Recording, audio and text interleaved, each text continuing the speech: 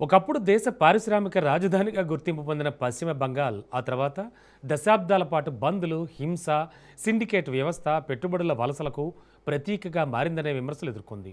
ఇప్పుడు అదే బంగాల్లో పారిశ్రామిక పునరుజ్జీవనానికి కొత్త అధ్యాయం ప్రారంభమైందని ప్రభుత్వం చెబుతోంది. కొత్త యాంటీ గూండా చట్టం, భారీ పెట్టుబడులు, సింగిల్ విండో అనుమతులు, పరిశ్రమలకు భద్రత ఇవన్నీ కలిసి రాష్ట్ర ఆర్థిక దిశను మార్చగలవా, లేక కఠిన చట్టాల పేరుతో ప్రజాస్వామ్య హక్కులపై కొత్త ప్రశ్నలు తలెత్తుతాయా? Let's watch the story. పశ్చిమ బెంగాల్లో పారిశ్రామిక పునరుద్ధరణ, శాంతి భద్రతలు, పెట్టుబడుల భవిష్యత్తు చుట్టూ కొత్త రాజకీయ చర్చ మొదలైంది.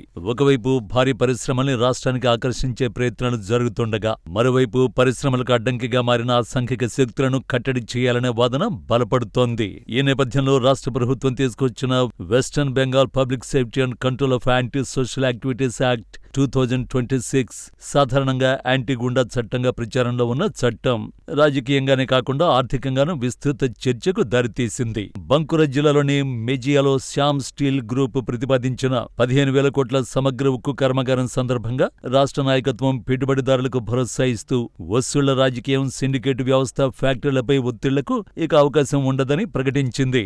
నాడు బెంగాల్ పారిశ్రామిక చరిత్రను పరిశీలిస్తే దీర్ఘకాల బందులు, సమ్మెలు, కార్మిక వివాదాలు, భూసేకరణ సమస్యలు, రాజకీయ ఘర్షణలు అనేక పరిశ్రమల్ని ఇతర రాష్ట్రాల వైపు మళ్లించాయనే విమర్శలు వినిపించాయి.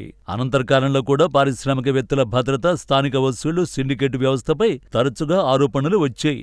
ఇప్పుడు ఆ పరిస్థితిని పూర్తిగా మార్చడమే ప్రభుత్వ లక్ష్యమని అధికార వర్గాలు చెబుతున్నాయి. 100 కోట్లకు పైగా పెట్టుబడులకు సింగిల్ విండో క్లియరెన్స్, వేగవంతమైన అనుమతులు, చట్టపరమైన రక్షణ, పెట్టుబడిదారుల భద్రత వంటి అంశాలను కొత్త పారిశ్రామిక విధానంలో ప్రధానంగా ప్రస్తావిస్తున్నారు.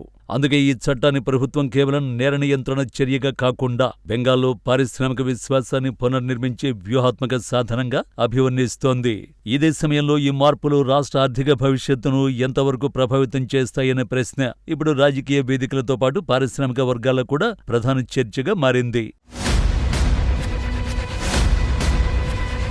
కొత్త పారిశ్రామిక విధానం విజయాన్ని కేవలం చట్టాల ఆధారంగా కాకుండా పెట్టుబడిదారుల్లో ఎంతమేర విశ్వాసాన్ని కలిగించగలుగుతుందనే అంశంతో కొలవాల్సి ఉంటుంది. ఈ నేపథ్యంలో రాష్ట్ర ప్రభుత్వం ప్రకటిస్తున్న చర్యలు పెట్టుబడిదారులకు అనుకూల వాతావరణాన్ని సృష్టించే దిశగా ఉన్నాయని అధికార వర్గాలు చెబుతున్నాయి. గతంలో భూసేకరణ, అనుమతుల జాప్యం, స్థానిక ఒత్తిళ్లు, సిండికేట్ వ్యవస్థ వంటి అంశాలు పరిశ్రమల విస్తరణకు అడ్డంకులుగా మారాయని వ్యాపార వర్గాలు పలుమార్లు ప్రస్తావించాయి. ఇప్పుడు ప్రభుత్వమే నేరుగా భూసేకరణ చేపట్టి పరిశ్రమలకు కేటాయించడం, పరిపాలనా అనుమతులను సింగిల్ విండో విధానంలో వేగంగా పూర్తి చేయడం, చట్టపరమైన రక్షణ కల్పించడం ద్వారా పెట్టుబడుల ప్రక్రియను సులభతరం చేయాలని లక్ష్యంగా పెట్టుకుంది. ఈ విధానానికి ఇప్పటికే కొన్ని పారిశ్రామిక ప్రాజెక్టులు ఉదాహరణలుగా నిలుస్తున్నాయని ప్రభుత్వం పేర్కొంటోంది.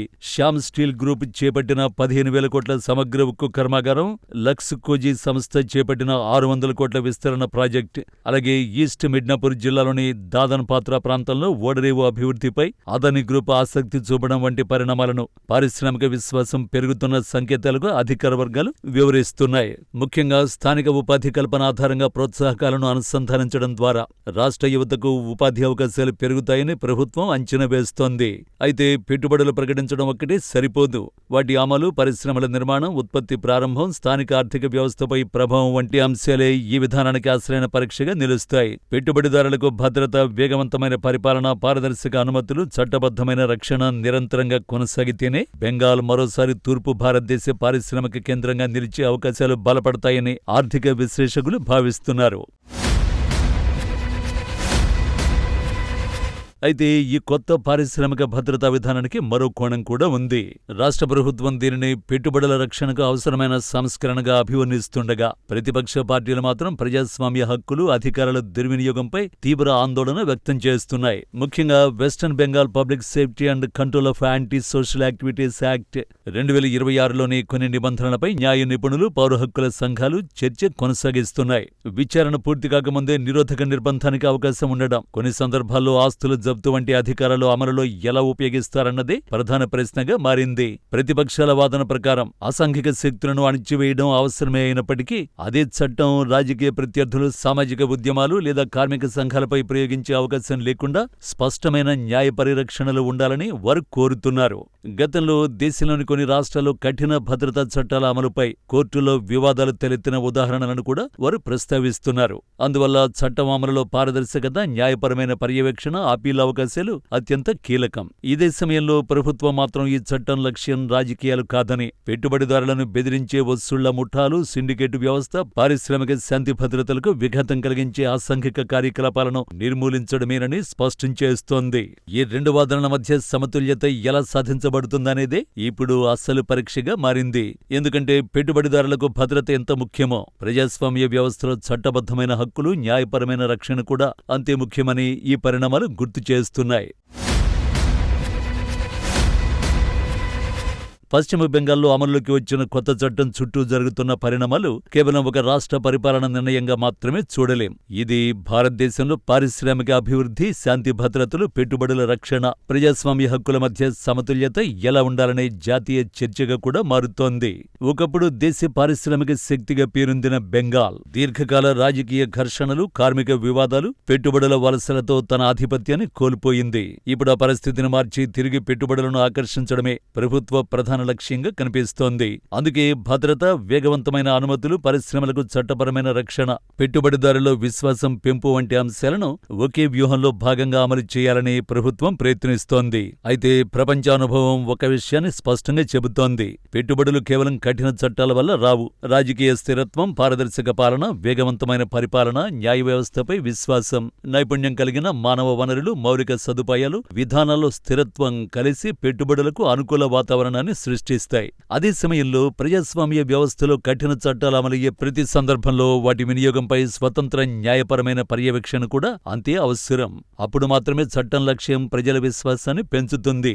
అందువల్ల బెంగాల్లో జరుగుతున్న ఈ మార్పులు ఒక రాజకీయ విజయమా లేక దీర్ఘకాల పారిశ్రామిక పునరుజ్జీవనానికి నాంది పలుకుతాయా అన్నది రాబోయే సంవత్సరాల్లో అమలుపైనే ఆధారపడి ఉంటుంది. ఒకవైపు పెట్టుబడిదారులకు భద్రత, మరోవైపు పౌర హక్కులకు రక్షణ. ఈ రెండింటి మధ్య సమతుల్యతను నిలబెట్టగలిగితేనే బెంగాల్ తాను కోల్పోయిన పారిశ్రామిక ప్రతిష్టను తిరిగి పొందగలదు. అదే ఈ కొత్త చట్టానికి, కొత్త పారిశ్రామిక విధానానికి భవిష్యత్ బెంగాల్ ఆర్థిక దిశకు అసలైన ప్రమాణంగా నిలవబోతోంది. చట్టం ఎంత కఠినంగా ఉన్నా దాని విజయాన్ని నిర్ణయించేది అమలే. పెట్టుబడిదారులకు భద్రత కల్పించడం ఎంత అవసరమో ప్రజాస్వామ్య హక్కులను పరిరక్షించడం కూడా అంతే అవసరం. పరిశ్రమలు రావాలంటే శాంతి భద్రతలు, పారదర్శక పాలన, వేగవంతమైన పరిపాలన, న్యాయ వ్యవస్థపై విశ్వాసం ఒకేసారి బలపడాలి. బెంగాల్లో ప్రారంభమైన ఈ కొత్త ప్రయోగం నిజంగా పారిశ్రామిక పునరుజ్జీవనానికి నాంది పలుకుతుందా లేక మరో రాజకీయ ఘర్షణకు దారితీస్తుందా? ఆ సమాధానం రాబోయే సంవత్సరాల్లో చట్టం ఎలా అమలవుతుంది, పెట్టుబడులు ఎంతవరకు కార్యరూపం దాలుస్తాయి, ప్రజల్లో ఎంత విశ్వాసాన్ని పెంచుతాయనే అంశాలపైనే ఆధారపడి ఉంటుంది.